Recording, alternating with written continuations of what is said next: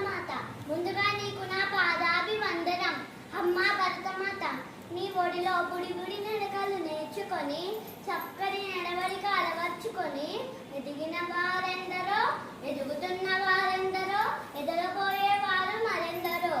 అందరినీ ఒకేలా ఆదరిస్తున్న భారతమాత, నేనమ్మా నీ బిడ్డను రుద్రమాదేవిని.